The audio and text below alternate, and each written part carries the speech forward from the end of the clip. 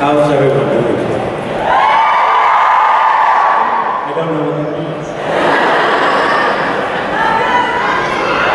Oh my God. Hey, well, this was fun. Thank you so much. Thank you very much, Misha Collins. Oh wow, we each got our own couch. Yeah. Is this? You can sit next to me if you want. Is it going to be like therapy? Let me tell you about my mother. No, let me tell you about your mother. Oh, so it's going to be that kind of a show. I'm fired. See you later. Bye. Okay, right. I want to get to guys. Have you got questions for Misha? Right, so I'm going to let you know we've got 2 microphones in the aisles there. It's going to be a first come, first served basis. When you get to those microphones and start queuing up, we're going to start going 1, 2, 1, 2 to get the question. So if you want to start queuing up now to make sure you get to ask your question, you can. It's not a problem. No fighting, please. And remember, most of us are British and we know how to queue. We're very polite. You know? I'm going to ask, Misha, if it's alright, can I ask a couple of questions for you to kick off? No. Yes, please. I didn't mean that about you, man. Seriously. But first of all, Misha Collins, thank you so much for being here with us today in London. We're so happy you're here. I'm so mad about the mother. So wait till you see the pictures. Now, let me ask you a question. Please don't kill me. Let me ask you a question. Okay, we'll get straight into it. I was just mentioning backstage, one of the first Comic Con panels I ever did was with Mark Shepherd. yes. Who plays Crowley on the show. And one of the things he said to me, he goes, the one thing he does, when he starts filming that show, he ends up always with a bad neck. Because everyone else on the show says to be like 6'5". Right. He's always trying to kiss us. Yes, Mark Shepherd. Mark Shepherd, King of Heaven. How is Mark? Have you talked to him lately? That was 6 years ago, and he doesn't return any of my emails anymore. No, yeah, he did talk about you, because you talked about his mother. So that was the second panel that you did was Mark Shepherd. And how did it go? Really well. The guys in Dubai absolutely loved him. Really? Well, it's good to know there's somewhere in the world that they love him. Mark, I'm just kidding. I know Mark is probably in the audience. Small world. So you live in Dubai? Yeah. It's amazing. I don't care about that. Yeah, we interview you and stuff. It's so cool. What's it like there? It's hot. Like all of the beverages have flecks of real gold. You can buy gold with beer in, you don't know. I don't know. You don't. No, you don't do it. You don't. Tourists do it. Okay. People do. We don't spend our money on like a beer. Just if anyone wants to know, a beer is like £15 in Dubai. 15 quid a pop, so about $20 per beer. The only person who can afford to drink there now is Jason Momoa. Right. And he drunk the place driving. He actually sings it. There we go. Yeah. So listen, when you went to audition for your role of Castile in Supernatural, had you been a fan of the show? Had you seen it before? I was a fan of the show in a sense. I had seen Jared and Jensen, my co-stars, on posters on bus stations.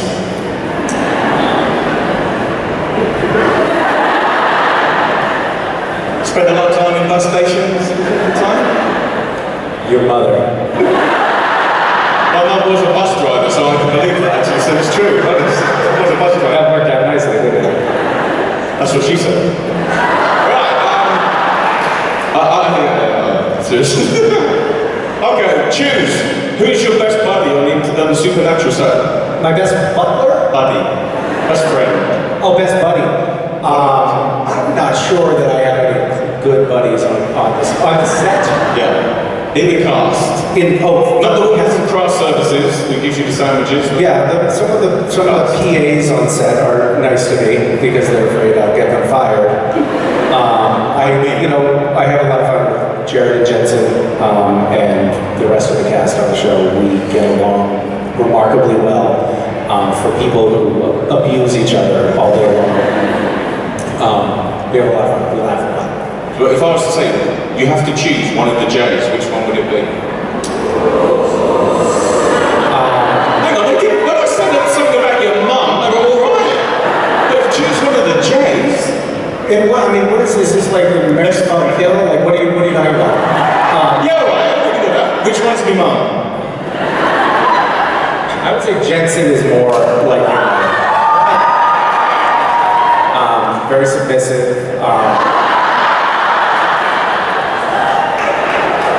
So, any questions from the audience? You know what? We have got so many people queued up. I think before my mum disowns me, I think we. You know what? Let's go straight to you over there, young lady. Hello. Hi. Hi, how are you? So we all know that Jared and Jensen basically prank you all the time, and I was wondering if you've ever been like one step ahead of them and like beat them at their own game. I lost a bet to Jared once, and it turned out to be much more money than I had hoped it would be. And I owed him $1,600, which was a devastating blow financially. I had to go home and tell my children that they weren't going to college.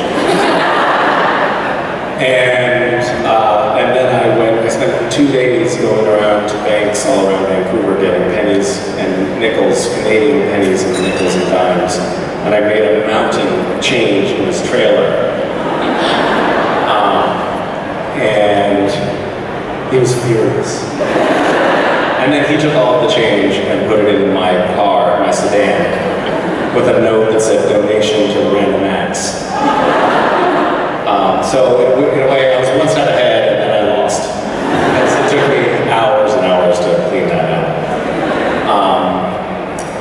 Yeah, no, there are. It's an interesting environment because we're always trying to harm one another, but we're trying not to go so far that we get permanently injured in return because there's always retaliation. Does that make sense? Yeah. It feels really unsafe to go to work. Thanks for asking. Yeah. And I guess it's almost a traumatizing question for me, so thank you. And the next question's over there. Hi. I'm just the beach. I'm logging your name. Yeah. Oh, just looking for like lawsuits or what? Yeah. No, just basically things from basically. Oh, okay. I could say I knew her when. She was just somebody lining up telling people her name. This could be your big So my question is, since you're so funny, what's your funniest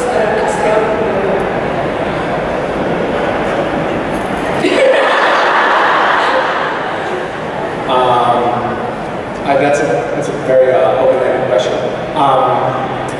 I think I enjoyed the scene. I've had a lot of fun in a lot of different scenes, but I enjoyed the scene where Castiel was watching pornography. We did a lot of takes of that. There are a lot of takes that you will never see. But it was very funny to me anyway, to imagine being someone who was, first exposed to humanity, and then having his first exposure to pornography, if you'll pardon the expression. And he was both perplexed and intrigued, and then tried to later emulate what he saw. There are no children in the audience, aren't there? Yes, there is. Front row, front and center.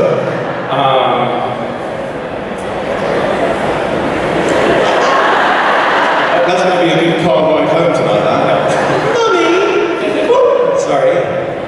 Was there no disclaimer before coming? There should be a sign in front of the auditorium when you come in. I'm sorry. You don't speak English, do you? Thank you. Okay. Good luck with getting your name out there. Hi. Sorry, a very similar question, but obviously Jensen and Jared notorious for their pranks. Was that the worst one, the penny one, or was there a really bad prank with any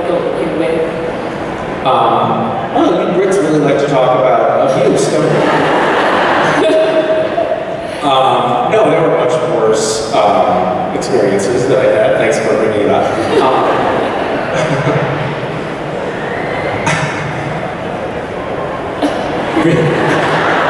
So nothing you can say. Most recently, there was a scene toward the end of this past season where Jared is playing Sam, who's been possessed by, I don't remember the name of the episode or his character or anything that happened, but it was with that 1950s sort of episode. Have you seen it? No, you've never seen the show, that's fine. So he tackled me to the ground and then had me pinned down, and we were supposed to say a couple of lines of dialogue there, and there was a 20-minute take that involved him saying things that can't be shared in front of children, and me slapping his face, and then the director said that he was going to cut that into its own blooper scene because everyone was laughing, and then he went back and watched it and decided to delete the file because he figured that we would all get fired. So that was a tough experience. Yeah, but I can't tell you about it, so that's fine. Thank you. Next up. Hi, you've done this convention and Rome convention, and they've both been with Sebastian Stan.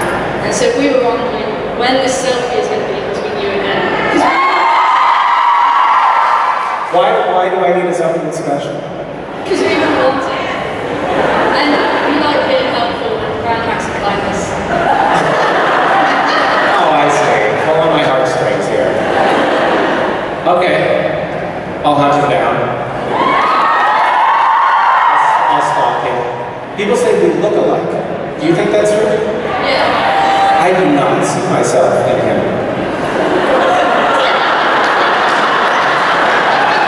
I'm saying nothing.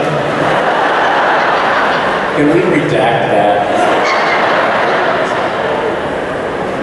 Thank you. Thank you. Best of luck. Hi. Hi, Cass has been through many rebirths. I personally saw his time in the Empties and being in the Bardo. Do you ever read Cass's story through Buddha's lens? I haven't until just now. What is the Buddhist? So you see like reincarnation? Yeah, and also kind of his visions that he saw for the Empty. I saw that as him going through the process of the Bardo. What's the Bardo? Like in Buddhism, when you die, you kind of have visions of various deities who kind of lead you into your next rebirth. That sounds lovely.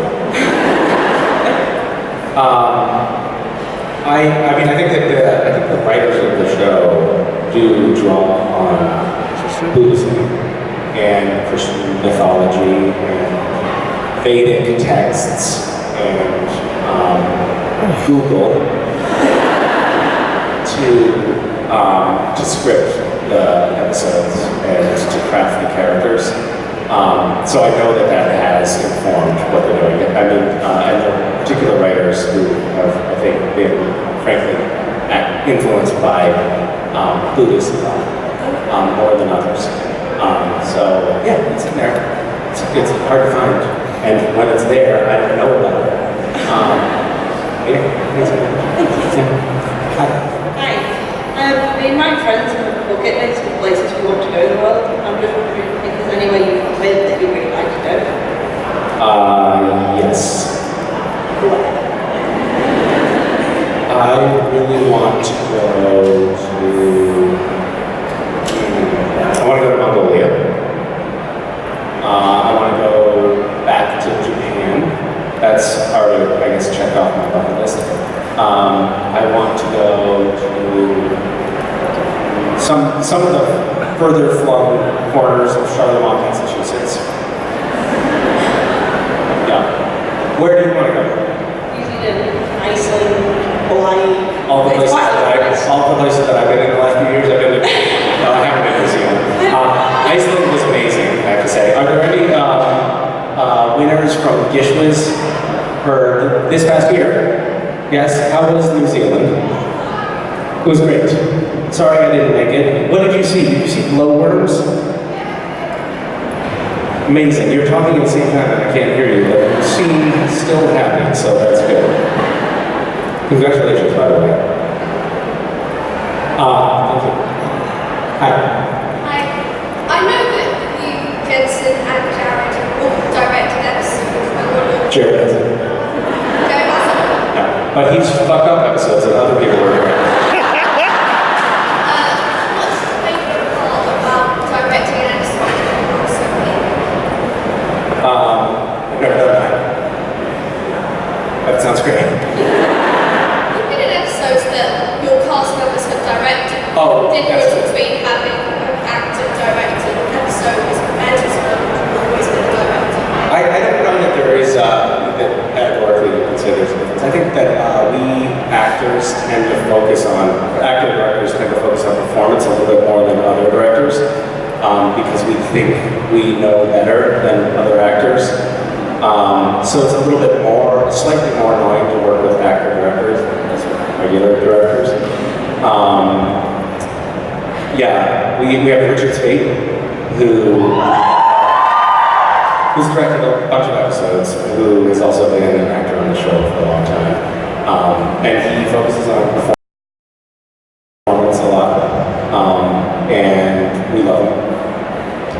And we say that he does 18 takes. A lot of directors will do 1 or 2 takes, and Richard just keeps going. Just keeps going. But they're, I think that's the biggest difference, is the focus on performance. Thank you. When you're walking, you were so done with that conversation. What did I say that made you so angry? I didn't want to keep you waiting. Oh, thank you for your politeness. When I directed, I had this very sweet moment with Jared and Jensen, which was very endearing. I was at the monitors and in another room, so I'm watching what the cameras are seeing on the screens. And Jared kept on messing up his lines, which he normally knows his lines. You know, his performances are challenging, but he knows his lines.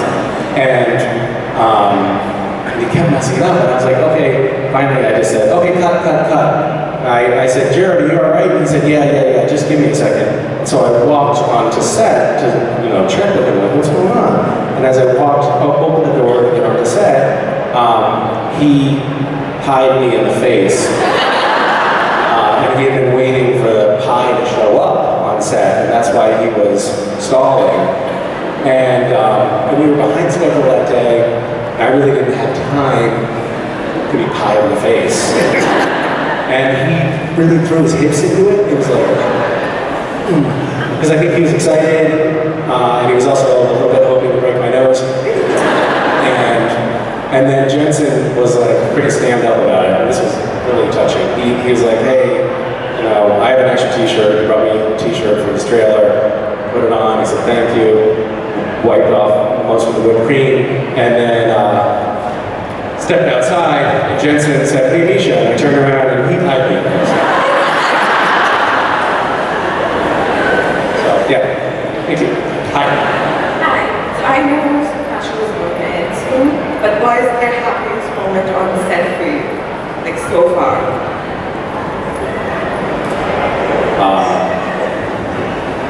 That's a great question.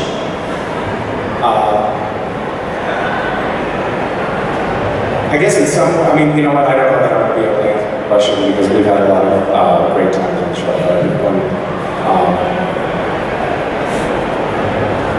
I think, strangely, one of the more lovely moments that we've had on set is when we announced to the cast that we were going to be ending the show. And just saw everyone sort of get emotional and start hugging each other and crying. And, we basically spent an hour going around to 100 different people, each of us saying, I love you, I'm going to miss you. It's been a long chapter in all of our lives. It's most of our adult lives we spent working on the show. And we happen to have a really tight crew and people that we love being around. And so, ironically, I think that probably one of the saddest moments was also one of the happiest moments because it felt like there's a big group of people that we really care about. It's nice to have that. Thank you.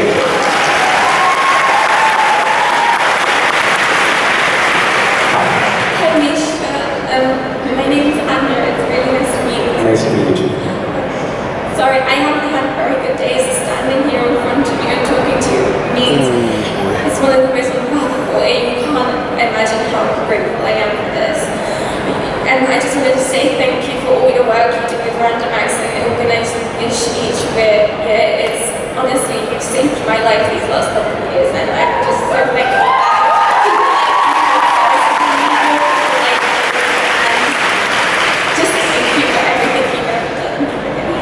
That means so much. Thank you for saying that.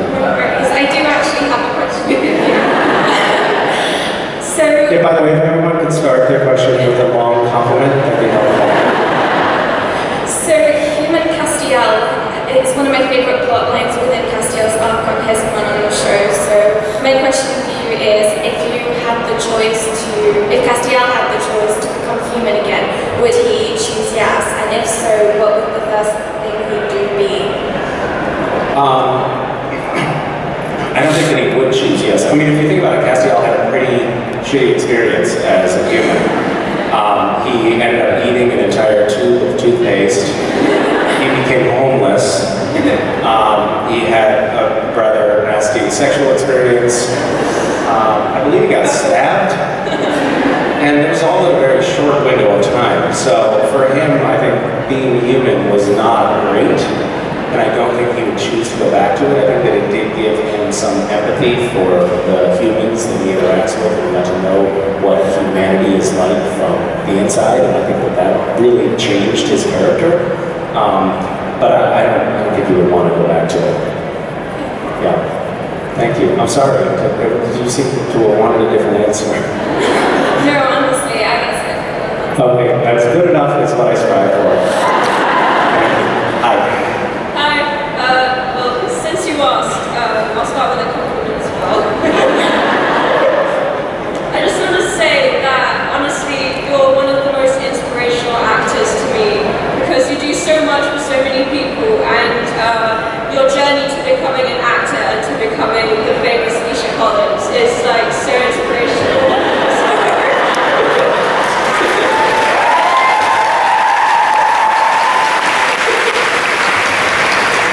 Well, it made me feel really uncomfortable. So.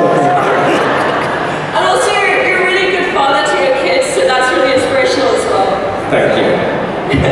Okay, so my actual question is, because we all probably really love Castiel, but out of all of the characters in Supernatural that there have ever been, who is your favorite? I really like the Impala. It's the strong, silent type, you know.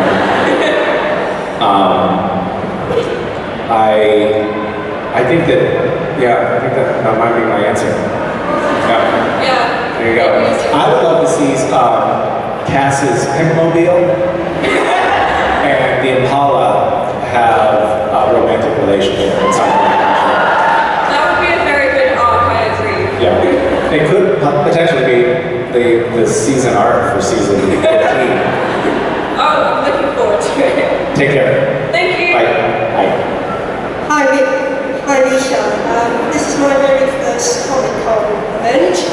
How's it going for you so far? It's a little bit overwhelming, but I'm thrilled to meet you in person. Thrilled to meet you as well. Have you been to other convention type things before? I've never been to anything like this. What's your first impression? There's a lot of people. There's a lot of people. A lot of lines. Right? Queuing? Do you like queuing? No, I don't want to. Okay, so this sounds perfect for you. Anyway, Okay, you want to talk about something else? okay, I have a question. Okay, good. I mean, it's kind of like being in an airport, right? Now you're really regretting getting up to the microphone. Okay, it's related to Supernatural. Oh, really?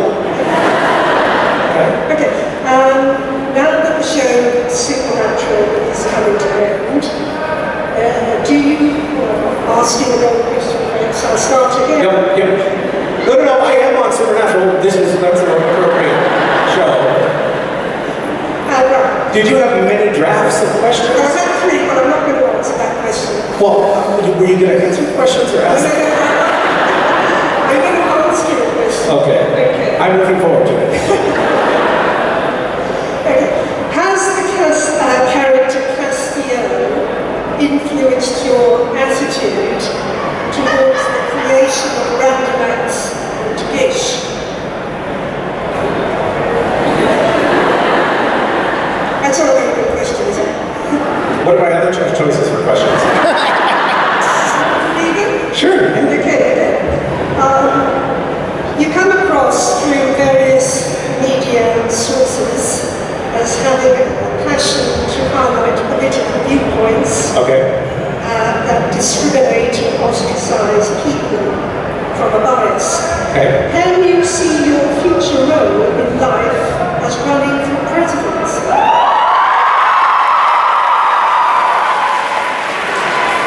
I'm not sure I totally understood the question. Are you saying that my political views discriminate and ostracize? No, I don't know. I think you tend to highlight that sort of political view. But not promote, per se. In a way of wanting people to side with you in sort of putting that to rights. So anyway, what do you think about running for president? I think it's a... What's that? You would vote for me? And I just say that's very flattering. You're all UK citizens, so really not a target demo for voters. They're looking for a new leader here just now as well. Yeah, of course. I hope things turn out better for you all in the next iteration here. Good luck. It seems like everything is going down the toilet in terms of leaders, countries in the Western world these days. I do sometimes fantasize about getting more involved in politics. Not like creepy fantasies.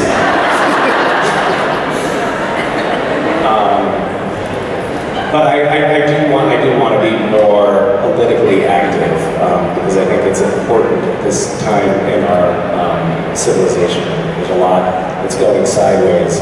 A lot of people who are out for their own benefit in positions of power, and they are, I think, making the world much less safe and inclusive and destroying our environment.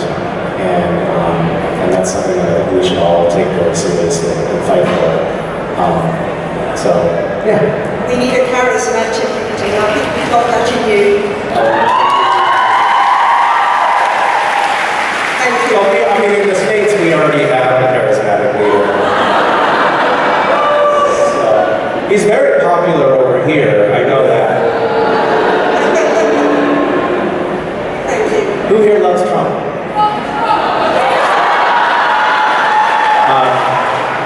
For the one person who raised their hand just now, I admire your bravery. Good for you. His role a little bit. Okay, so in this season, Casper does a little empty, where he agrees to be taken as soon as he is truly happy. But since then, there were great moments like when they defeated Michael and everyone supposedly was very happy when Cass didn't get taken. So my question is, assuming that the deal with the empty still stands, what do you think it would take for Cass to be truly happy and actually be taken by the empty? That's a good question. I think if Castiel ever felt like truly loved and appreciated and accepted, he would probably, that would come to pass, that he would die. And yeah, maybe Castiel should be a little bit more worried about that than he is, because we do have these little moments of triumph that could potentially cross that threshold and make him susceptible to being killed forever because he's happy. It's a really terrible situation to be in, isn't it? Like, you're free to go out in the world, but if you're ever happy, you're going to immediately die. that probably fills your day with a little bit of anxiety. Like, I hope something great doesn't happen today. But maybe Castiel has like a little penknife or something that he keeps in his pocket and pokes himself when good things start to happen, so he feels pain every time pleasure comes up in his life. Maybe he's into that stuff. Yeah, good. Hi. Hi, Misha. Yes, the mic is really sorry. I'm Stephanie. I wanted to ask this question last week, and I didn't have the opportunity to, but one of the things that I think is the most wonderful about the supernatural fandom is the fact that you guys have created these really amazing, fleshed out characters that live on outside of the show, whether it's on fit or fan art or anything like that, and it's, as you know, just really taken on a life of its own. And my question is, are there any characters from either a film or a book or a TV show that have stayed with you the way that your characters have stayed with us, in terms of like, do you think about what they're doing outside of what you saw in the book or the film, that sort of thing? They're kind of making stories in your head. Yes, I do. I don't think that there's like a real genre show per se, but there's a character from a show called The Apprentice that I have recurring violent fantasies about.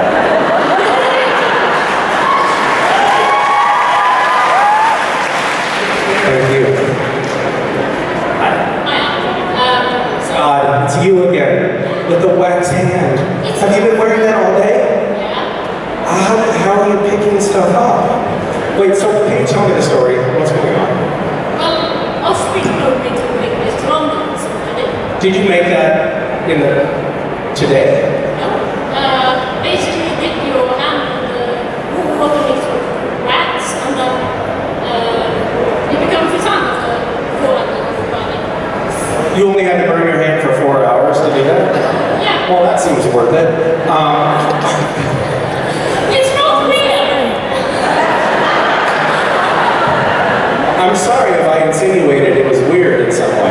Last week we could, so I'm used to it. How long has your hand been in there? Today, 7 a.m. this morning? Okay. Yeah. So you definitely have to pick your nose with your left hand. Huh? Misha, I'm an adult, we don't do that. Yeah, we do. You're not an adult, so... Okay, fair enough. Yeah. I'm sorry, have you got a question? Yeah, basically, fast forward, I met my close friends through the fish. I love it. Glad to hear that. It's metaphorically, like, yeah, Congress and stuff. Like Congress? Congress, made of leaves. Oh, yeah. Yeah. So, my question is basically, like 2 years after, how much do you spend in the studio and how much do you feel communication and what do you prefer? Like, what is the difference for you as an actor? Because that's what I want to do. Yeah. You want to be an actor too? Yeah. Terrible idea. It's a very hard job. Well, good luck on that project. Break a leg, as they say. Not literally.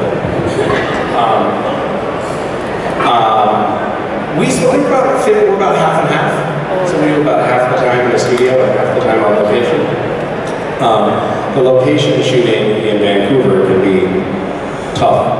You know, in the wintertime, we shoot at night a lot, and it's raining and it's cold, and so that gives us something to complain about. Like I sit there in my trailer and be like, somebody bring me hot chocolate, and then they do. It's very difficult. But yeah, we split it up, and I think shooting on location can be interesting, but it can also be challenging. So it's a mix. There's something really easy and comfortable about shooting in the studio, and also you don't have to worry about planes flying overhead, gunshots going off, or strange people running naked through the set.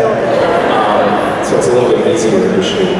But then again, we get to see some very strange things. We shot for 2 days in season Arizona, and it was the Leviathan season. We shot 2 days in the bowels of a massive sewage treatment plant. And it smelled like the inside of a porta potty the entire time. It was so disgusting. But you would have loved it, I think. So you have that to look forward to as an actor. Yeah. Good luck. Oh, your hand still works. Hi. Hi, Misha. I really loved the episode that you directed in season 9. Oh, thank you. If you had any plans to direct in season 15? Maybe. I like directing. It's also, what's that? You're really good at it. Oh, thank you. Your charity. But it's, it's also, it's challenging because the other actors on the show are children. So, in a way that, but thank you. Nice and quick, you two guys. Nice and quick. Hello. Castiel's had such an amazing arc of this show, but now that the show's coming to an end, which parts of his character and personality will you take forward to whatever your next project is? I think that there are certain aspects of Castiel that I would love to bring into not only my other characters, but also into my life in general. I think that the fact that Castiel is always trying to do his best, no matter how dire the circumstances, and his undying loyalty, I really like those qualities, and I'd like to imbue my life with more of that. I also I'm striving to teleport like he does. Thank you. Last question. So we know that season 5 is going to be like the last